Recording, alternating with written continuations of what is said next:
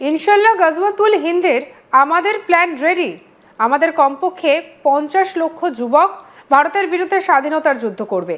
বাংলাদেশের হুমকির সামনে আসতেই তাজ্জব বনে গেছেন সবাই।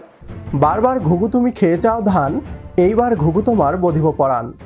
মাত্র 2 মিনিটে বাংলাদেশ দখল করে নিবে। অভিন্ন নদীর বাঁধ খুলে দিলে বাংলাদেশ তলিয়ে যাবে। ভারত বাংলাদেশে পণ্য না পাঠালে বাংলাদেশিরা না খেয়ে মারা যাবে। ভারতীয় নাগরিক এবং তাদের রাজনৈতিক নেতারা এতদিন এসব বলে বাংলাদেশের সাথে দাদাগিরি করে এসেছে।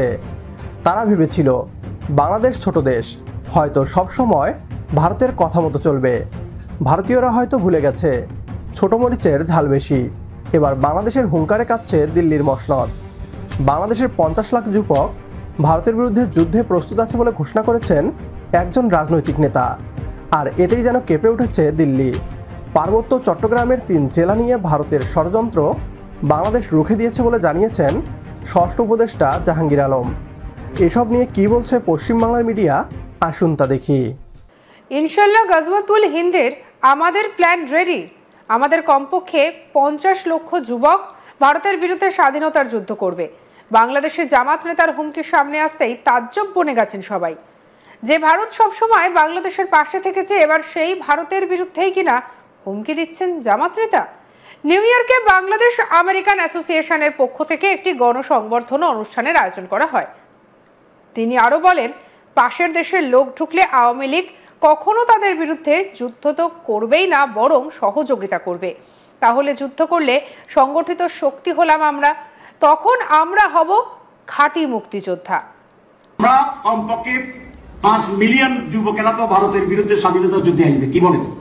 এটা 2 ভাগ করব। একবার গেরিলাতে যাইব, ঘোড়াতুম নামলেই লাঠি দিয়ে ধরব। লাঠি কি জায়েজ না যায়? আমি সবসময় জায়েজ কথা বলি।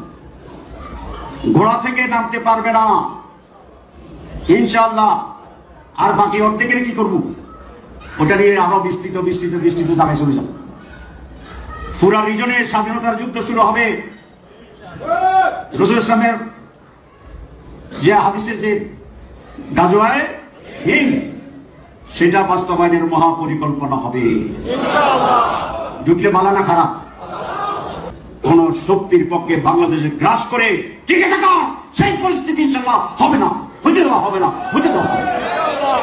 ভয় পাইয়েন না। বাংলাদেশের পার্বত্য চট্টগ্রামকে ভারতের অন্তর্ভুক্ত করার চক্রান্ত হচ্ছে বলে অভিযোগ আসছে বারবার। আর এতে ইন্ধন যোগাচ্ছে বিদেশি শক্তি বলে অভিযোগ। বাংলাদেশের অন্তর্বর্তী সরকার এই চক্রান্ত ব্যর্থ করতে কড়া পদক্ষেপ করছে। সেখানকার আইন শৃঙ্খলা অনেকটাই নিয়ন্ত্রণে এসেছে। আর এই বিক্ষোভ আন্দোলনকে জিয়ে রাখার জন্য প্রতিবেশী রাষ্ট্র থেকে অস্ত্রের যোগান দেওয়া হচ্ছে। ভারতের নাম না করে এই মন্তব্য করেছেন বাংলাদেশের পররাষ্ট্র উপদেষ্টা জাহাঙ্গীর আলম চৌধুরী। ভারতের ইন্ধনে বা ফ্যাসিস্টদের ইন্ধনে এই ঘটনাটা ঘটাচ্ছে। তা আমরা এটা যেন ঘটাতে না পারে, এই জন্য আমরা আমাদের সর্বাত্মক ব্যবস্থা নিচ্ছি। নিজেদের আধিপত্য হারিয়ে বাংলাদেশকে অশান্ত করতে একের পর এক ষড়যন্ত্র করতে থাকে ভারত। সর্বশেষ পার্বত্য চট্টগ্রামের 3 জেলাকে অস্থিতিশীল করতে মাস্টার প্ল্যান করে তারা। তবে বাংলাদেশ অত্যন্ত দক্ষতার সাথে এখন পর্যন্ত ভারতের সকল ষড়যন্ত্র ব্যর্থ করে দেয়। আমাদেরকে আরও বেশি সতর্ক থাকতে হবে। স্বাধীনতা ও সার্বভৌমত্ব রক্ষা করতে ঐক্যবদ্ধ হতে হবে। ভারত যদি বাংলাদেশকে অশান্ত করতে চায়, তাহলে ভারতকেও শান্তিতে থাকতে দেয়া হবে না। শুধু জামাত ইসলামী নয়, এদেশের অধিকাংশ নাগরিক ভারতীয় আধিপত্যের বিরুদ্ধে। জামাত নেতা সৈয়দ আবদুল্লাহ মোহাম্মদ তাহের বলেছেন, ভারতের বিরুদ্ধে যুদ্ধে বাংলাদেশের 50 লাখ যুবক প্রস্তুত আছে।